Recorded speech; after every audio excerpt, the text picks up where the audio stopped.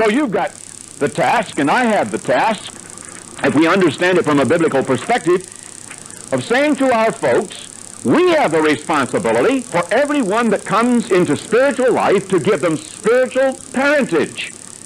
They look at you and say, go to it, preacher. You will never take care of it. You think you're going to take care of it? Look, in a Billy Graham crusade, you may get 30, 40, 50. A couple of years ago when we were in Memphis, there was a fellow sitting on the second row in the seminar, and I went to school with him, incidentally. We were roommates one year, and he'd just come into the city. He's the minister of evangelism in his own church. He doesn't have the whole weight of the responsibility, but he's the minister of evangelism. And after the seminar, he said, look, the crusade's only been on 3 days. I already have better than 50 referrals that have come to my church in the first 2 days. How am I even going to call 50 people on the phone? You ever tried dialing 50 people and get them? He said, how am I going to give them personal care?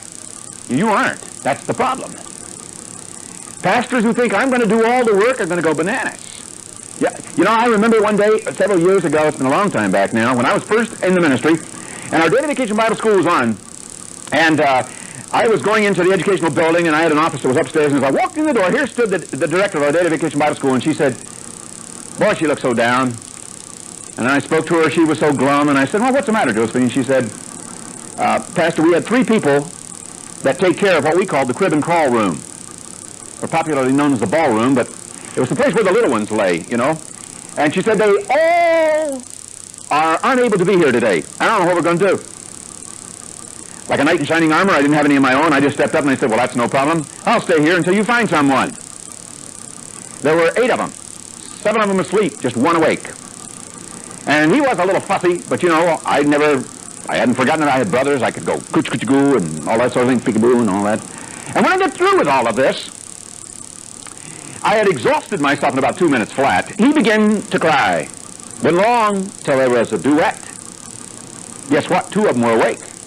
And then there were 3 of them. And did you ever try to keep 3 of them going at the same time? With something that'll rattle or play or sing or something? And then 4 and 5, and I kid you not, before it was over with, every last one awake. She got back just in time to save my sanity.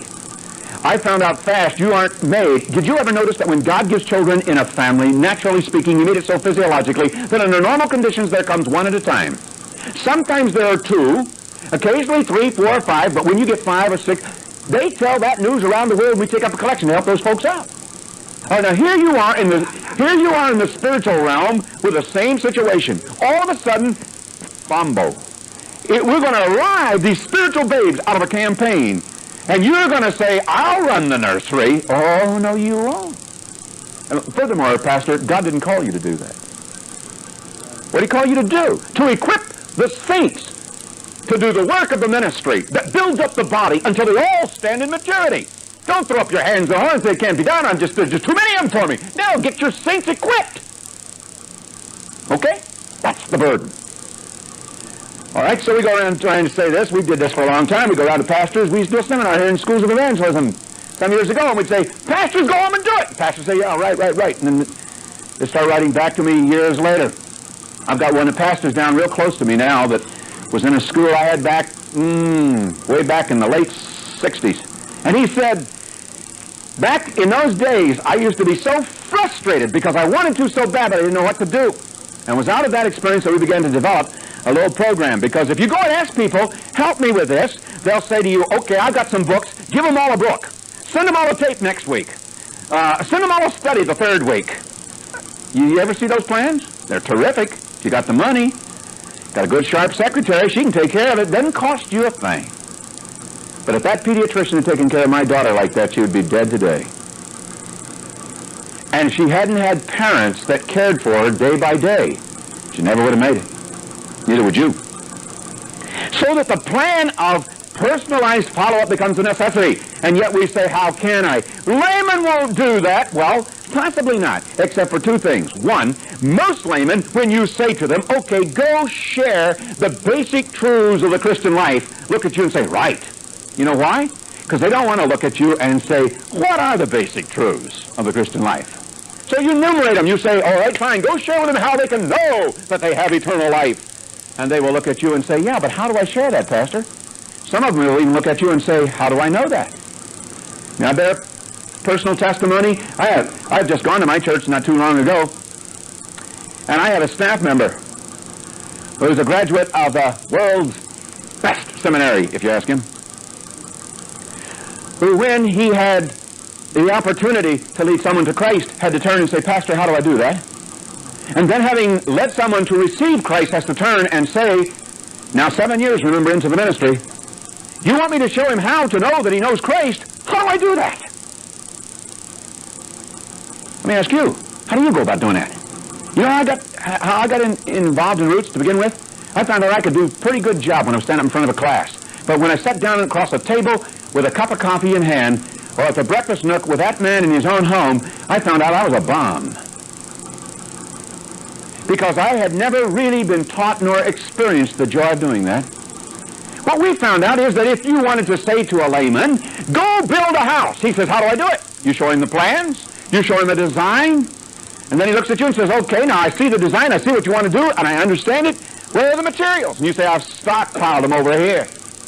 "Where are the tools? How do I use it?" You say, "This is a saw." He says, "That's wonderful. What's that used for?" "It's used for cutting wood in two." Say, "That's terrific."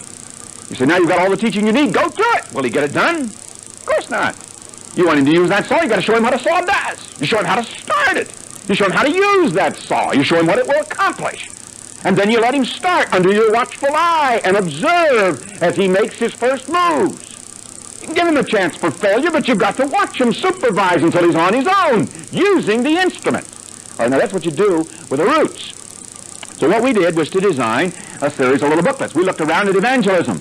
And it's amazing, is it not, how many little booklets there are floating around today that'll tell you how to lead a person to Christ. All you got to do is read that booklet. And I'm not knocking the little booklets, but I got a collection of over 60 of them. You got some more, I'll collect yours too. Look, friends, I don't need any more booklets on how to evangelize. What I need to do is use the blessed ones I've already got. But I found while everybody was concerned about getting people to say yes to Christ, what do you do after you said yes? I thank God for the little booklets like 4 Steps to Peace with God or 4 Spiritual Laws, that kind of thing. Because it's helped many lay people to get started. You know why? Because they had a simple tool. All they had to do was take off and use it. Now, it has its weaknesses. Let me see if I can share with you what we did then in the light of that. We said, okay, there's a productive method. Why don't we apply that to discipleship? And we designed a series of booklets that operate like a staircase. Going up the staircase of Christian growth, like this, with 6 simple steps, is done by using a series of 6 little booklets that are, quote-unquote, read-through books. Now, hang on, because at the end of the seminar I'm going to give you these, but rather than let you sit there and work with them now after I've been whetting your appetite thus far, would have been self-defeating, so I didn't.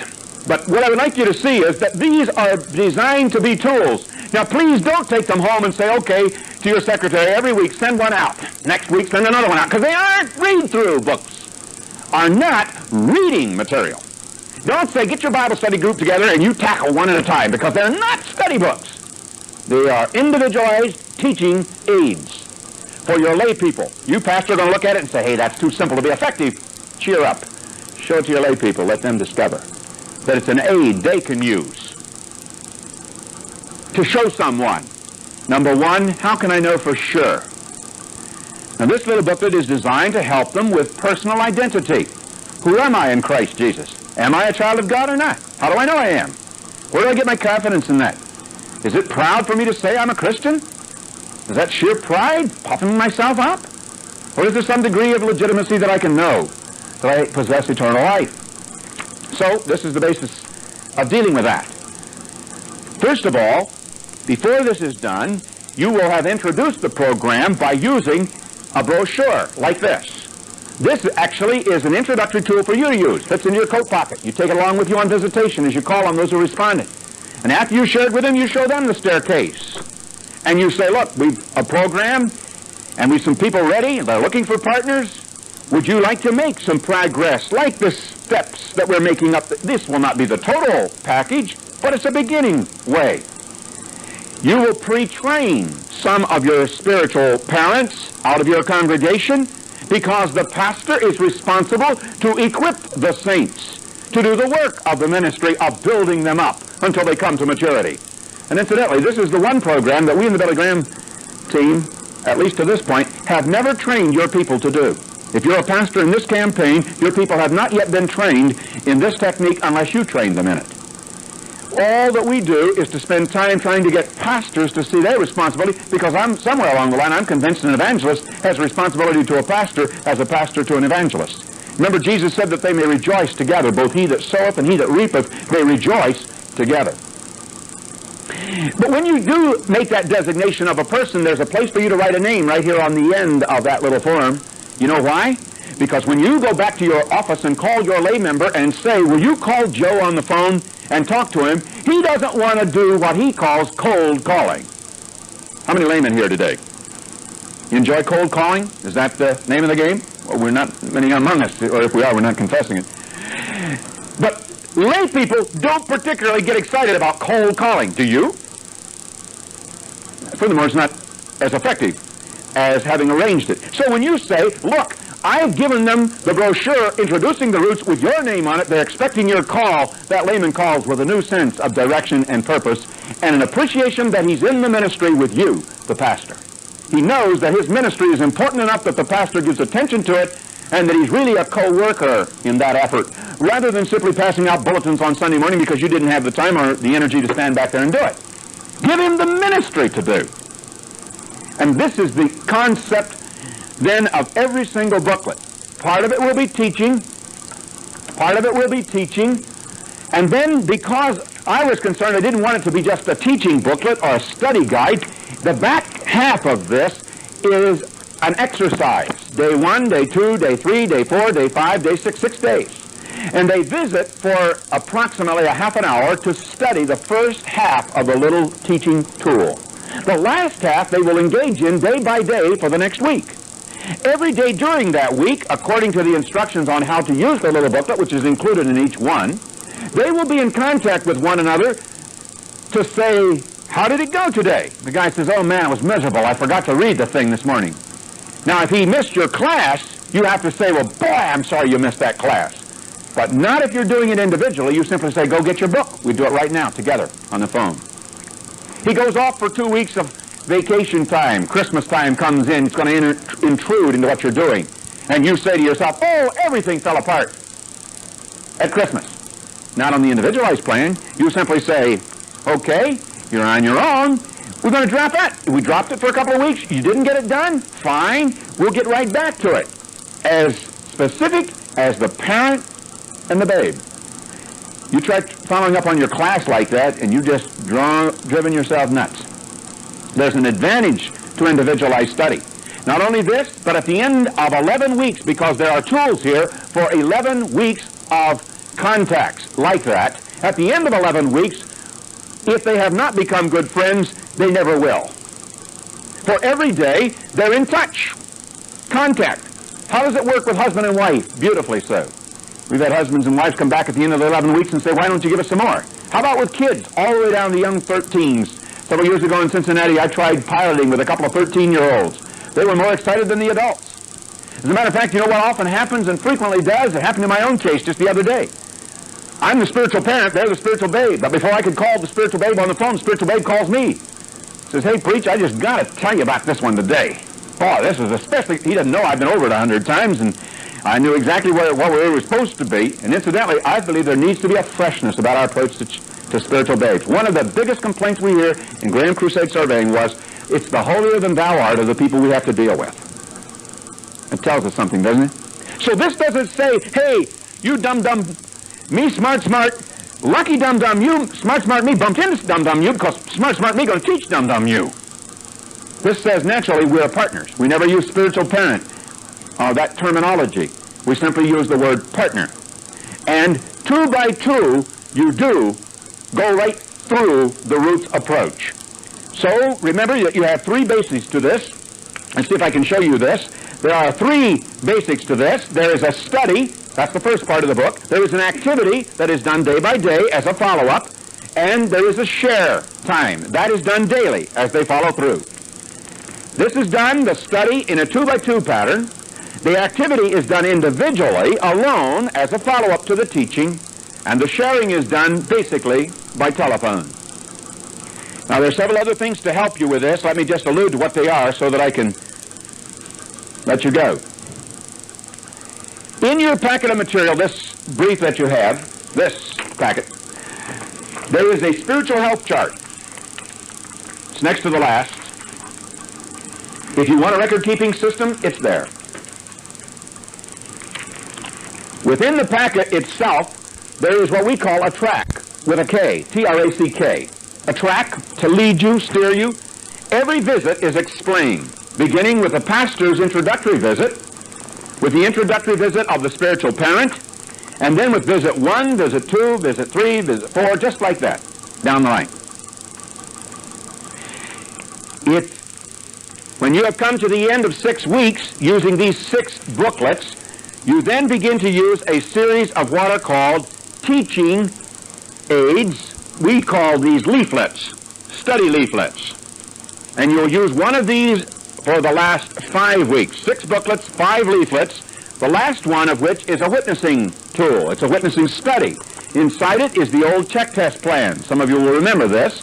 Has a little button that they may wear as a provocateur to get them started actually sharing Christ again.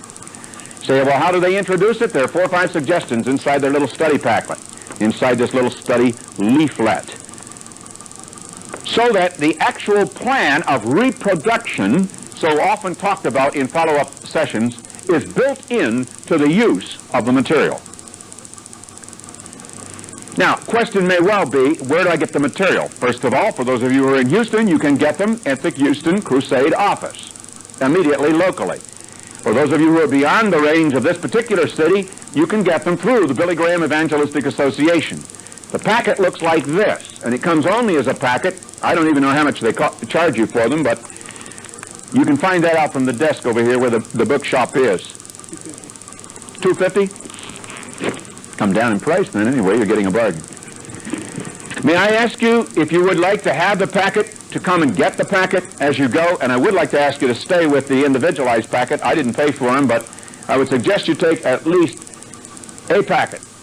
And if you want the additional ones, get them from the tables over yonder, okay? If you got any questions, I'll be glad to take them now, because you are dismissed, and I won't hold somebody that way. Is this material available in Spanish? Only 1 or 2 of them. It is not all available in Spanish. Yes, of the booklets. Where do you get these? They don't sell them in the bookstore. Where do you get them? BGEA or the Crusade office. But I mean, like when the Crusade's gone, where do you get them in? That's what I said, the BGEA, yeah. And their address, incidentally, is in here.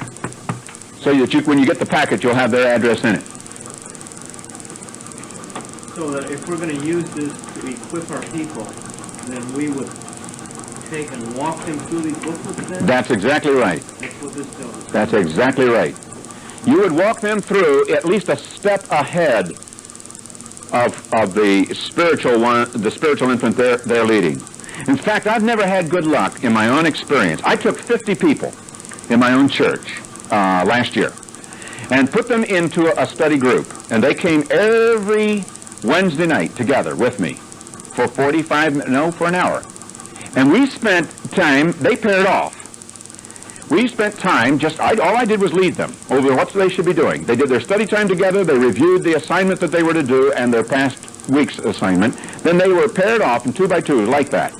And it's produced an adequate crop that we're now having no problem at all using. So you can do in a group pattern like that, but be sure that they're experiencing the study. Just like you said, you let them read through with one another and do the exercises together. Then you get pretty good results. The efficiency drops from somewhere around 70 to 80% who will go on and reproduce if you put them through the study, to around 1 out of 10 who will reproduce if you just tell him about it. 1 out of 10 in this group will do anything about roots. You'll take the packet home, look it over, and say it's another program. 1 out of 10 will do something with it. I'm saying that now after about 10 years trying. 1 out of 10 only, because you haven't experienced it. But if I could needle you or give you biblical conviction enough, and that's what I tried to do at the outset, to get you to try it. If you'll go home and pick out get some deacon, this is what I did when I first went to my church. Or if you've got someone who just responds to Christ and they're full of life in Christ, and you want to see how it'll go, just try it yourself. In fact, I would almost dare to say, pastors, if you really want to see how it goes, don't even ask your people to do it until you do it. And who do we think we are that we can ask our people to do all these things without us doing them? I think the conviction will not grow with you until you try it yourself. And if there are innovations, fine. Rewrite your own material. I'm not in the material sales business. But I am for personalized follow-up, and I am for our laymen doing it, and I am for them doing it with God-inspired men giving them the tools to do it with. And that's the essence of our seminar.